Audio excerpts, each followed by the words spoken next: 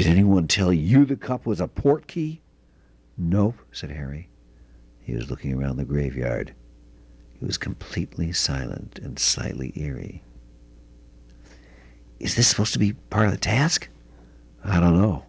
Cedric sounded slightly nervous. Wand's out, do you reckon? Yeah, said Harry, glad that Cedric had made the suggestion rather than him. They pulled out their wands. Harry kept looking around him. He had yet again the strange feeling that they were being watched. Someone's coming, he said suddenly. Squinting tensely through the darkness, they watched the figure drawing nearer, walking steadily toward them between the graves. Harry couldn't make out a face, but from the way it was walking and holding its arms, he could tell it was carrying something. Whoever it was, he was short and wearing a hooded cloak pulled up over his head to obscure his face. And several paces nearer, the gap between them closing all the time, Harry saw that the thing in the person's arm looked like a baby. Or was it merely a bundle of robes? Harry lowered his wand slightly and glanced sideways at Cedric. Cedric shot him a quizzical look. They both turned back to watch the approaching figure. It stopped beside a towering marble headstone, only 6 feet from them. For a second, Harry and Cedric and the short figure simply looked at one another.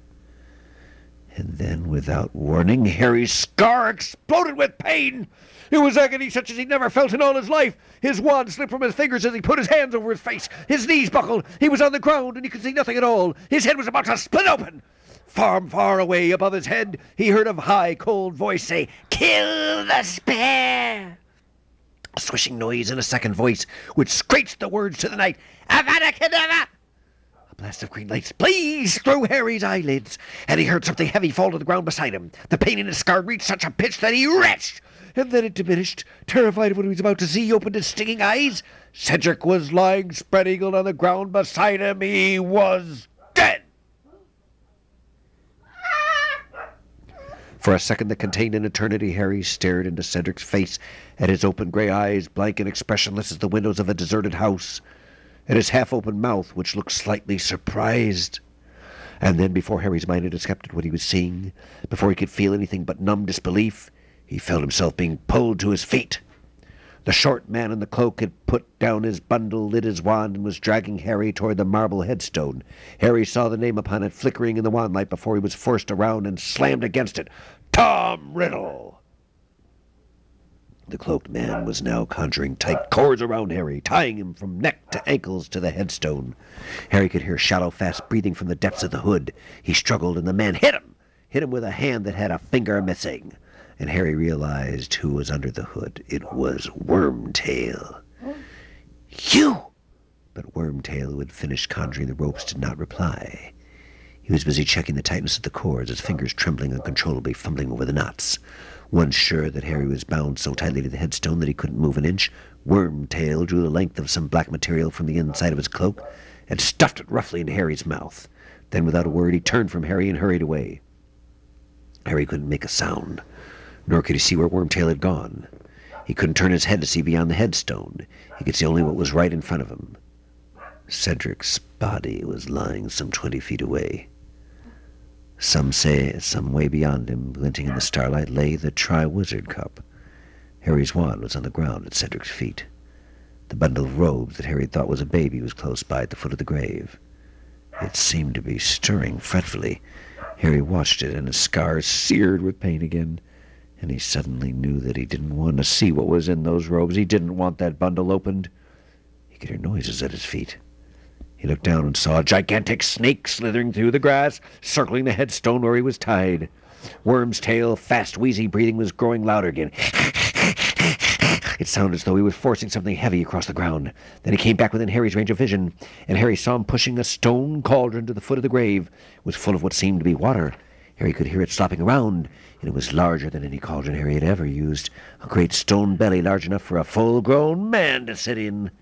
The thing inside the bundle of robes on the ground was stirring more persistently, as though it was trying to free itself. Now Wormtail was busying himself at the bottom of the cauldron with a wand. Suddenly, there were crackling flames beneath it. The large snake slithered away into the darkness. The liquid in the cauldron seemed to heat very fast. The surface began not only to bubble, but to send out fiery sparks. as though it were on fire. Steam was thickening, blurring the outline of Wormtail tending the fire. The movements beneath the robes became more agitated, and Harry heard the high, cold voice again. Hurry! The whole surface of the water was alight with sparks now. It might have been encrusted with diamonds. It is ready, master. No, said the cold voice. Wormtail pulled open the robes on the ground, revealing what was inside them, and Harry let out a yell. Ah! That was strangled in the water, material blocking his mouth. It was as though Wormtail had flipped over a stone and revealed something ugly, slimy, and blind, but worse, 100 times worse. The thing Wormtail had been carrying in the shape of a crouched human child, except that Harry had never seen anything less like a child. It was hairless and scaly-looking, a dark, raw, reddish black. Its arms and legs were thin and feeble, and its face, no child alive ever had a face like that, flat and snake-like with gleaming red eyes. The thing seemed almost helpless. It raised its thin arms, put them around Wormtail's neck, and Wormtail lifted it. As he did so, his hood fell back, and Harry saw the look of revulsion on Wormtail's weak, pale face in the firelight as he carried the creature to the rim of the cauldron.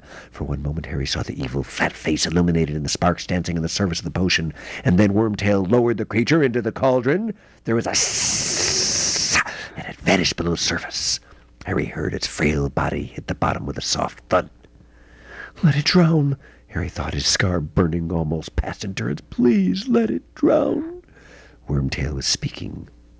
His voice shook. He seemed frightened beyond his wits. He raised his wand, closed his eyes, and spoke to the night. Bone of the feather, father, unknowingly given, you will renew your son? The surface of the grave at Harry's feet cracked. Horrified, Harry watched as a fine trickle of dust rose into the air at Wormtail's command and fell softly into the cauldron. The diamond surface of the water broke and hissed its sparks in all directions and turned a vivid, poisonous-looking blue. And now Wormtail was whimpering. He pulled a long, thin, shining silver dagger from inside his cloak. His voice broke into petrified sobs. Flesh of the servant, willingly given, you will revive your master. He stretched his right hand out in front of him, the hand with the missing finger. He gripped the dagger very tightly in his left hand and swung it upward. Harry realized what Wormtail was about to do a second before it happened. He closed his eyes as tightly as he could, but he could not block the scream that pierced the night. Ah! That went through Harry as though he'd been stabbed with the dagger, too. He heard something fall to the ground, heard Wormtail's anguished panting, then a sickening splash, and something was dropped into the cauldron. Harry couldn't stand to look, but the potion had turned a burning red. The light of it shone through Harry's closed eyelids. Wormtail was gasping and moaning with agony. Not until Harry felt Wormtail's anguished breath on his face did he realize that Wormtail was right in front of him. Blood of the enemy! Blood of the enemy! Forcibly taken! You will resurrect your foe! Harry could do nothing to prevent it. He was tied too tightly, squinting down, struggling hopelessly at the ropes binding him. He saw the shining silver dagger shaking in Wormtail's remaining hand.